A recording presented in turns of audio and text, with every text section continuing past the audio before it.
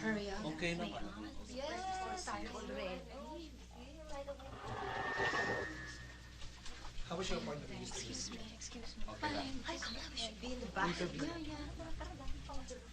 Elisa!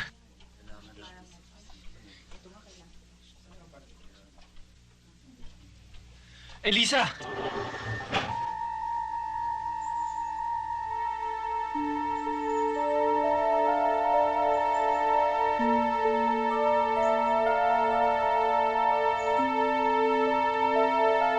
Ano ba? Mahal mo ba ako o hindi? Kailangan ko ba naman sagutin yan? Bakit ayaw mo akong pakasalan? Ilang beses ko bang uulitin sa'yo, Leo? Kailangan makatapos ako ng pag-aaral. Kailangan maiahon ko sa kanilang kinalalagyan ng aking pamilya. Yan naman ang hirap sa'yo eh. Sarili mo palagi mo iniisip. O paano naman ako? Hindi mo nakikita aking paghihirap. Anong alam mo sa paghihirap, Leo? Anong alam mo?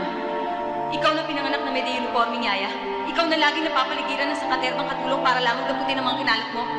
Ikaw ba'y humarap na sa iyong prinsipal na nagmamakaawang papasukin ka dahil wala na may pambayad na matrikulang yung mga magulang?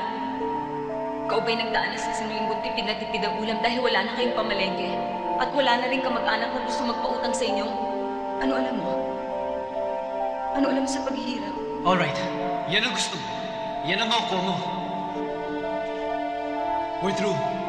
I changed my mind.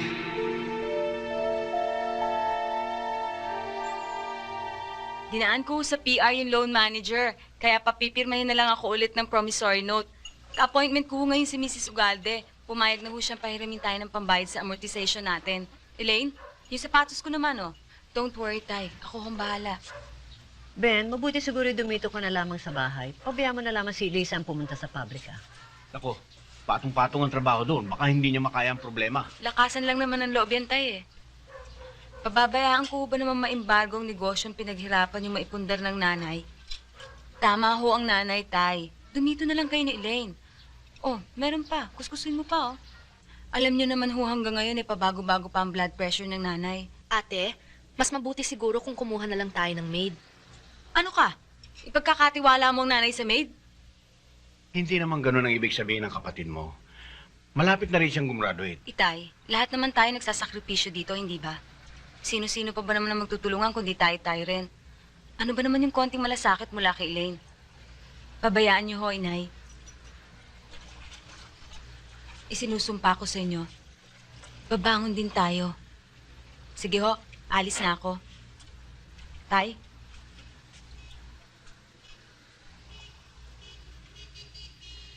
Elaine, huwag mong masamain ang sinabi ng kapatid mo. Ginagawa lamang niya kung ano makakabuti sa atin. Wala naman ho akong sinasabi eh. Sige na, anak. Maupo ka at kumain. Sige na. Mamaya na lang ho, Itay. Mag-aayos pa ho ako ng kama eh.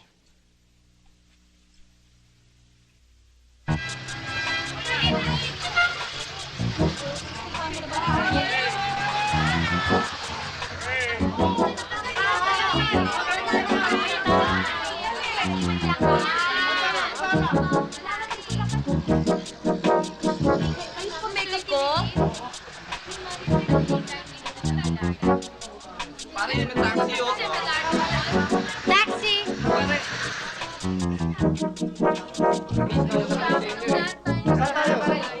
Saan kayo? Diretso.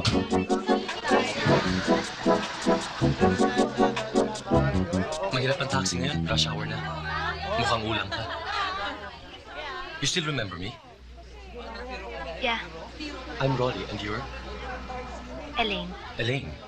Alam mo, Elaine, mas maigi siguro kung magpalipas muna tayo ng oras.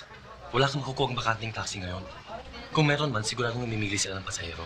In other words, baka gusto mo munang bumalik sa campus. Absent ang professor ko, and I'm glad dahil hindi ako nakapag-lunch sa office kanina. At gutom na ako.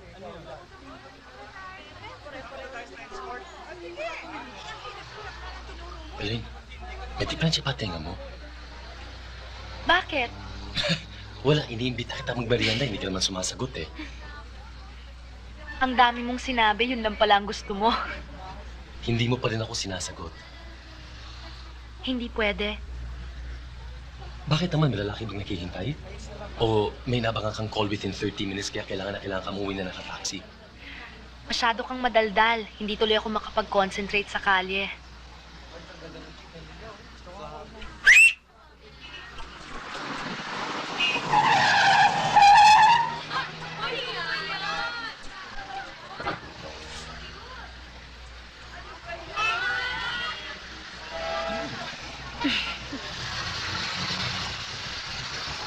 Nakita mo na, service deluxe pa kahit sinusyopa mo na ako, ah. Thank you. Sandali. Ano nga palang phone number nyo? Hanapin mo na lang sa direktoryo. Ano nga pala family name mo? Pambuan, Masansakay, Megekekwe, Fajardo. Fajardo. Okay. Sige. Bye-bye, Elaine. Bye-bye.